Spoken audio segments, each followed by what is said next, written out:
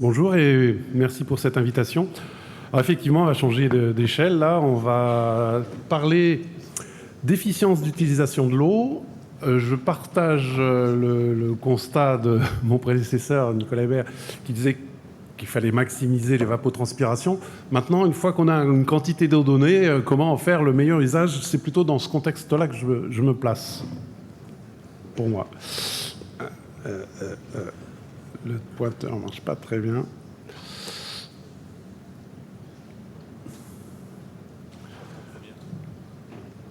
Voilà, alors, et pour parler d'efficience d'utilisation de l'eau, je suis obligé d'introduire un autre acteur, le carbone. Et pourquoi s'intéresser au carbone? Alors c'est assez évident, c'est parce que c'est quand même une ressource essentielle pour assurer une production durable au vignoble. Ce carbone, il est présent dans l'atmosphère, il est assimilé par la plante sous forme de sucre et il sert à tout un tas de choses, à commencer par la détoxification, la protection de la plante contre la production d'espèces agressives, d'espèces moléculaires agressives dans la plante, et notamment qui sont produites avec les extrêmes climatiques dont on a parlé précédemment. Mais c'est aussi ce qui assure la production d'énergie, la production des structures de la plante et finalement l'élaboration du rendement.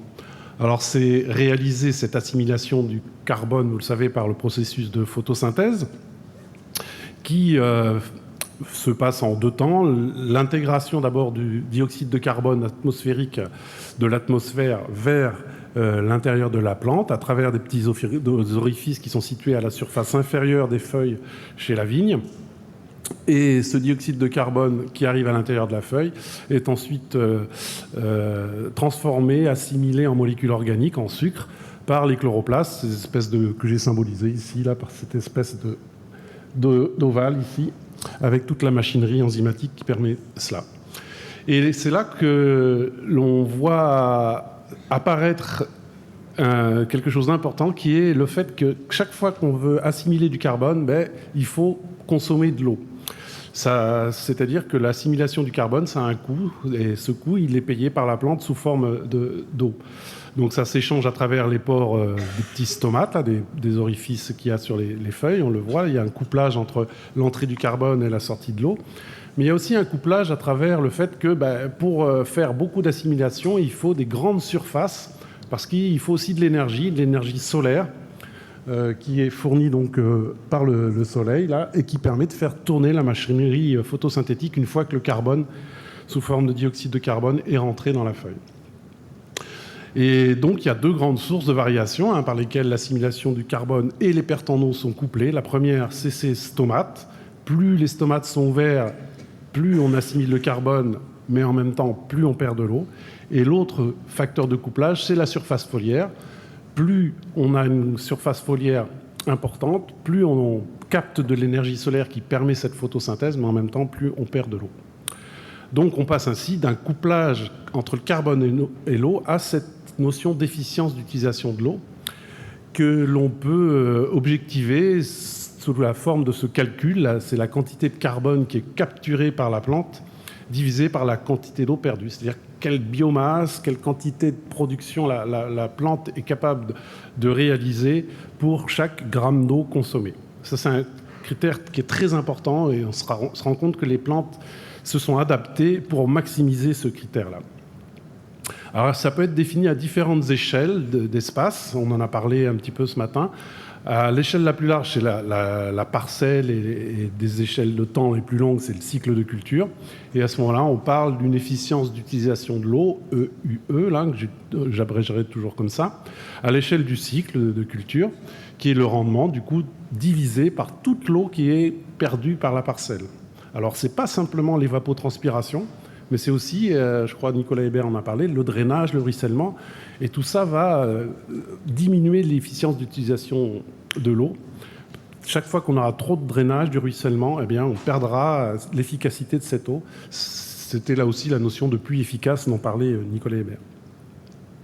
Et puis on a une autre échelle qui est plus précise, et c'est plus intéressant pour moi aujourd'hui de rentrer dans ce niveau-là, parce que je vais me focaliser sur la plante. Donc je ne parlerai pas de tout ce qui est sol, techniques d'irrigation qui permettent de limiter les pertes dont j'ai parlé juste avant. Là, je vais m'intéresser uniquement au niveau plante. Et alors à ce moment-là, on peut définir l'efficience d'utilisation à l'échelle de la plante par le ratio entre la transpiration et la croissance. Et puis, il y a encore une échelle encore plus petite et plus courte, qui est l'échelle instantanée. À l'échelle de la feuille, on peut aussi définir l'efficience d'utilisation de l'eau à une efficience intrinsèque, qui cette fois-ci ne dépend plus de la demande évaporative, donc c'est un petit peu plus stable. Ça peut être plus caractéristique d'une variété, par exemple, ou d'une façon de conduire la culture.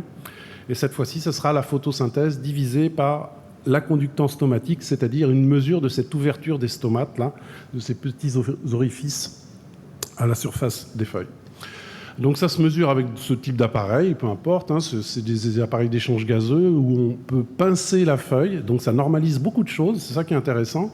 On standardise les conditions, donc on peut comparer les efficiences d'utilisation de l'eau à cette échelle de la feuille, l'efficience intrinsèque, en normalisant les conditions de rayonnement, d'humidité, c'est ça qui est intéressant, donc on peut vraiment objectiver les comparaisons qu'on cherche à faire dans les études de façon à maximiser cette efficience. Donc c'est ce qui a été fait par exemple ici par des collègues des îles Baléares qui ont classé un tas de variétés, alors, dont leurs variétés locales, de la moins forte efficience d'utilisation de l'eau à la meilleure efficience d'utilisation de l'eau. Donc à gauche, on voit des variétés comme le Carignan, là j'ai noté, la Syrah qui est intermédiaire, plutôt une bonne efficience, et puis le Grenache encore mieux placé sur ce graphique avec une meilleure efficience. Ils ont aussi classé d'ailleurs d'autres espèces de vitis, donc qui sont utilisées pas mal en porte-greffe, et on peut ainsi avoir un premier classement de ces variétés et de ces espèces grâce à ces techniques-là.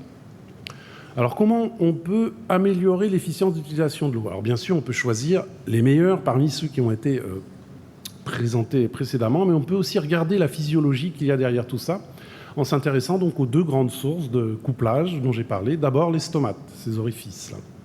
Alors si on regarde ce qui se passe avec les stomates lorsque le sol se dessèche, eh bien, on voit, alors j'ai présenté toujours mes graphiques avec le maximum d'eau sur la droite et le minimum d'eau sur la gauche. Donc, on voit que le sol se dessèche du bleu vers le rouge, en faisant apparaître d'ailleurs un espace poral où il y a de l'air cette fois-ci et moins d'eau. Donc, lorsque le sol se dessèche, on voit que les stomates se ferment et la transpiration suit le même chemin très rapidement en fait. Hein. Dès qu'il y a un petit déficit hydrique, les stomates sont assez sensibles, d'autant plus que la demande évaporative est forte. Et la photosynthèse, elle a la bonne idée d'être maintenue assez loin au cours du dessèchement, parce que ce qui limite la photosynthèse pendant assez longtemps pendant le dessèchement, c'est pas tellement l'entrée du dioxyde de carbone à travers ces petits orifices, c'est plutôt la machinerie photosynthétique qu'il y a derrière. Donc, je ne sais pas si j'arrive à la pointer, là voilà, ce chloroplaste là qui assure l'assimilation du carbone. Donc on a beau avoir beaucoup de carbone qui rentre, eh bien c'est cette machine qui limite l'assimilation du carbone en sucre. Donc ce qui fait que si on reconstruit l'efficience d'utilisation de l'eau, c'est-à-dire le ratio entre ces deux choses-là, la consommation d'eau et puis la photosynthèse, au cours d'un dessèchement, eh bien on a beaucoup d'entrée de dioxyde de carbone, mais une photosynthèse qui finalement est à son maximum, limitée par les chloroplastes, et puis beaucoup d'eau consommée. Ce qui fait que l'efficience d'utilisation de l'eau n'est pas terrible finalement, hein, quand on a beaucoup d'eau disponible. Par contre, quand l'eau se réduit, eh bien on réduit, en fermant les stomates, on réduit la consommation d'eau et on maintient toujours l'assimilation du carbone parce que les chloroplastes font leur maximum toujours. Donc on a toujours une bonne production de sucre. Donc c'est intéressant d'avoir une certaine réduction de disponibilité hydrique du point de vue de l'efficience d'utilisation de l'eau.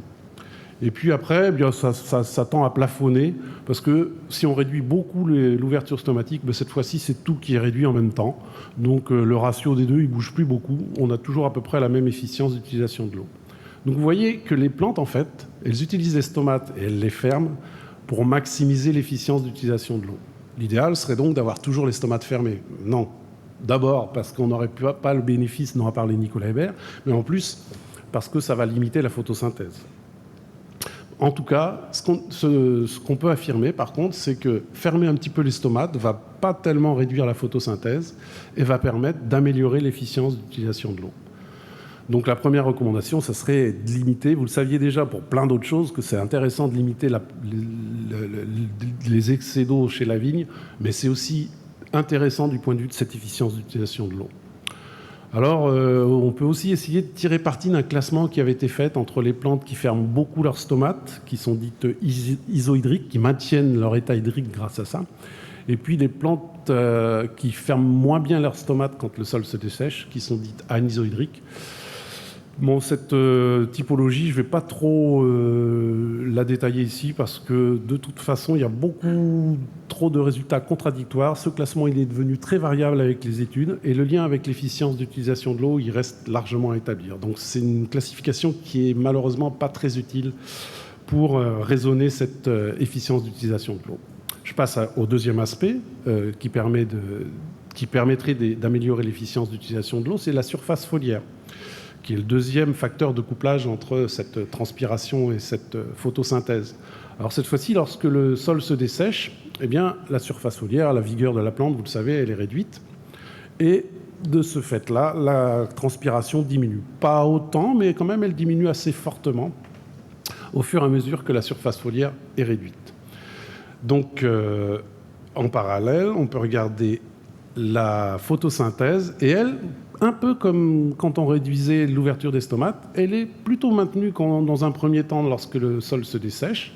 Ça, c'est parce que quand on diminue la vigueur, on va surtout diminuer des feuilles qui étaient à l'ombre. On va éliminer des feuilles qui n'étaient pas tellement actives sur la photosynthèse, qui étaient à l'ombre des autres feuilles. On parle d'un niveau de LAI, de Leaf Area Index pour les Anglais, c'est-à-dire de couches de feuilles par surface de sol, environ 3. Au-delà de 3 couches de feuilles par surface de sol donnée, ça devient trop saturant pour intercepter la lumière et du coup, ce n'est pas intéressant pour faire la photosynthèse. Donc, on va voir un peu le même schéma que tout à l'heure. Si on a beaucoup d'eau, eh bien, on a un ratio qui n'est pas très intéressant du point de vue de l'efficience d'utilisation de l'eau, parce qu'on a beaucoup d'eau qui passe à travers cette grosse quantité de feuilles permise par une bonne disponibilité hydrique, mais aussi en même temps, on a une interception du rayonnement qui est saturée, et on n'a pas plus de sucre produit que quand on a moins d'eau, moins de feuilles, mais par contre, on a moins d'eau qui est transpirée, et donc l'efficience d'utilisation de l'eau, elle est meilleure. Donc là encore, on retrouve un petit peu le même schéma, puis après ça plafonne. L'efficience est toujours la même parce que les deux grandeurs sont réduites en même temps quand on atteint des feuilles très très éparses. Donc c'est intéressant du coup de choisir les modes de taille qui peuvent maximiser cette efficience d'utilisation de l'eau en minimisant cet auto-ombrage en fait. Donc là on a comparé pas mal de systèmes de palissage et de taille qui ont été installés à Montpellier, là, sur le campus de l'école d'agronomie. Et on a d'abord essayé de mesurer ça, mais c'est pas facile. Il faut faire des grandes chambres de culture, donc de mesure avec des appareillages sophistiqués. Donc on a pu le faire un petit peu avec d'ailleurs des collègues de Pêche Rouge, là, et puis des collègues argentins. Mais ce qu'on a aussi développé pas mal, c'est des approches de modélisation illustrées par ces graphiques-là, où on essaye de reconstruire la géométrie exacte de la plante, son architecture. Et puis, avec les mesures qu'on a réalisées sur des feuilles isolées, on peut caractériser le fonctionnement de chaque feuille dans cette architecture-là, et donc caractériser la photosynthèse de chaque feuille en fonction de ses conditions lumineuses, de sa température locale, et de la transpiration de chaque feuille. Et du coup, on peut faire le calcul, cette division, d'efficience d'utilisation de l'eau pour l'ensemble des feuilles, pour les différents systèmes. Et on voit que, comme attendu, mais cette fois-ci on peut l'objectiver et le quantifier, comme attendu, ce sont les systèmes qui sont les moins auto-ombrés qui sont les plus efficients. En particulier, là, on retrouve l'espalier étroit avec l'espalier haut avec un interrang étroit qui est très efficient.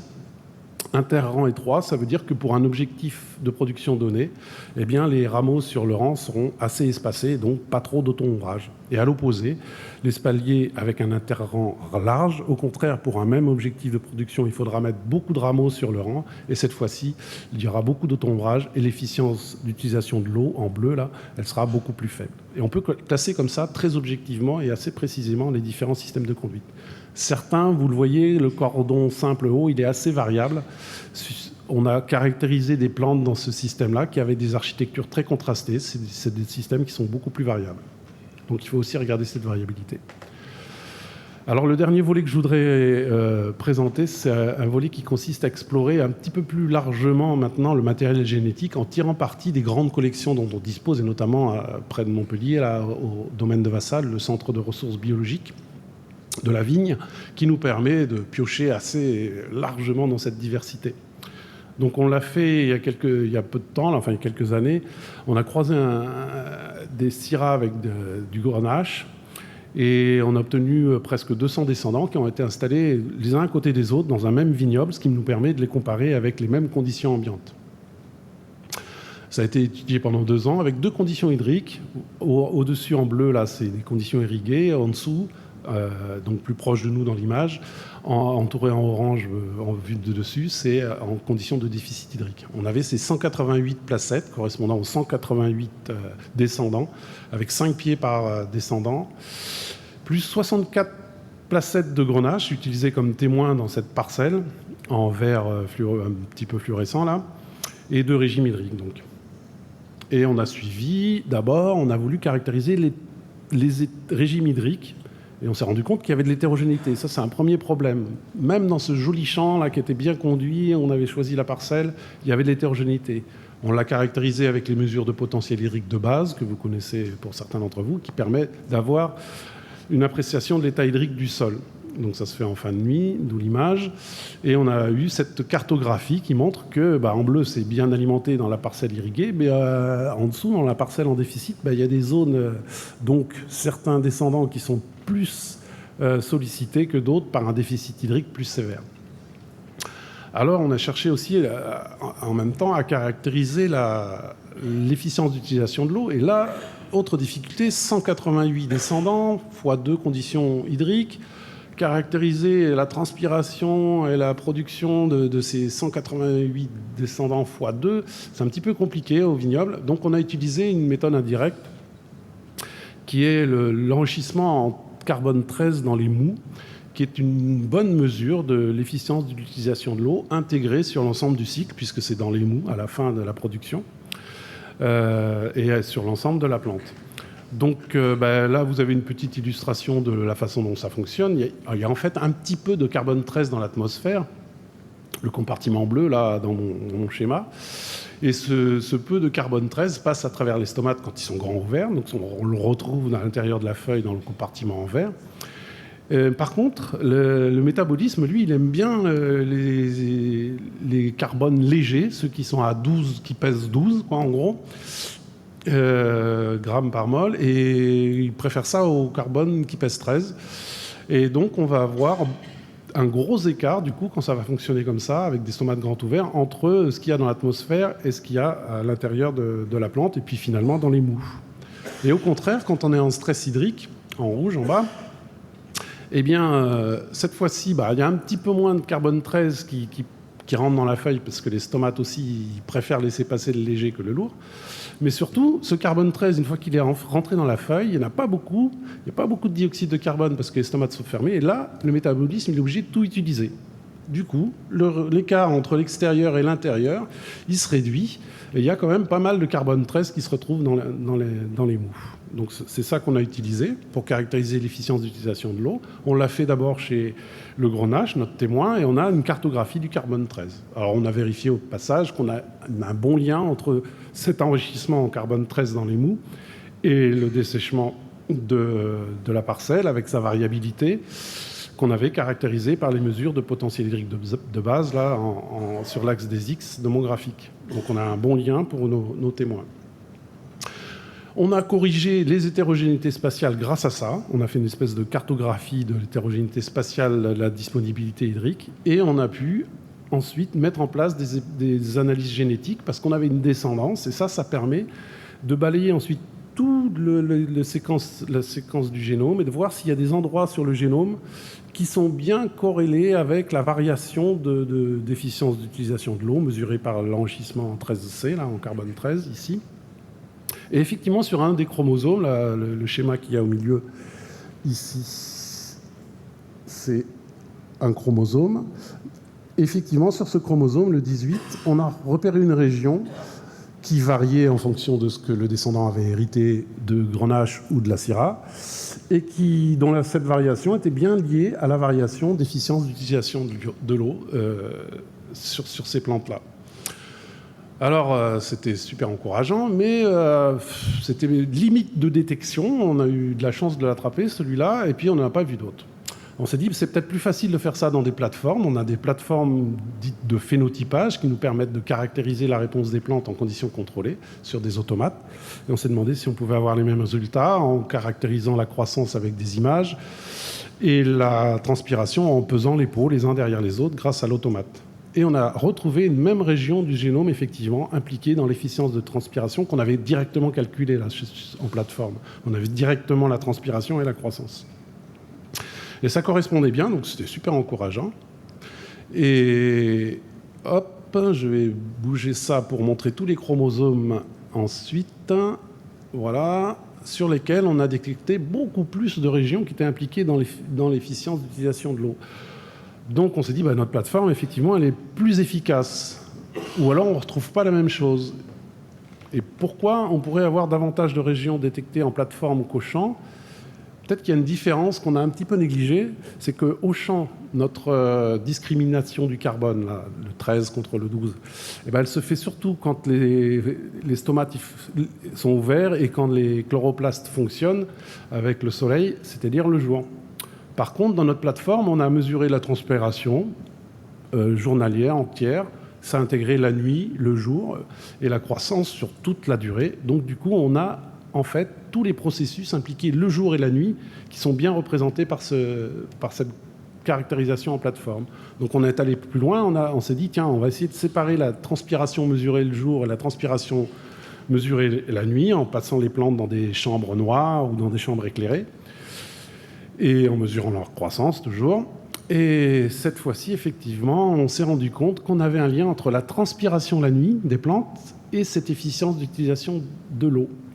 Plus les plantes transpiraient la nuit, et moins bonne était l'efficience d'utilisation de l'eau. C'est un peu ce qu'on attendait, en fait, puisque la nuit, les plantes qui perdent de l'eau, ça ne leur sert pas à grand-chose. Elles ont quand même un petit peu les stomates ouverts, on a pu le vérifier. Elles ont ces stomates ouverts, ça ne leur sert pas tellement à faire rentrer du dioxyde de carbone et de la photosynthèse, parce qu'il manque du soleil pour faire tourner les chloroplastes. Et effectivement, plus vous voyez ici, on a vérifié qu'en classant donc nos descendants suivant leur composition génétique sur les différentes zones du génome, là, donc il y a 4 compositions génétiques possibles en fonction des recombinaisons entre ce que les descendants ont hérité du parent Grenache ou du parent Syrah. Donc il y a ces 4 combinaisons et vous voyez là ce que j'ai entouré en vert, c'est la combinaison la meilleure du point de vue de l'efficience d'utilisation de l'eau, c'est celle qui a la transpiration de nuit sur l'axe des X, là, la plus faible, ici. Thierry ?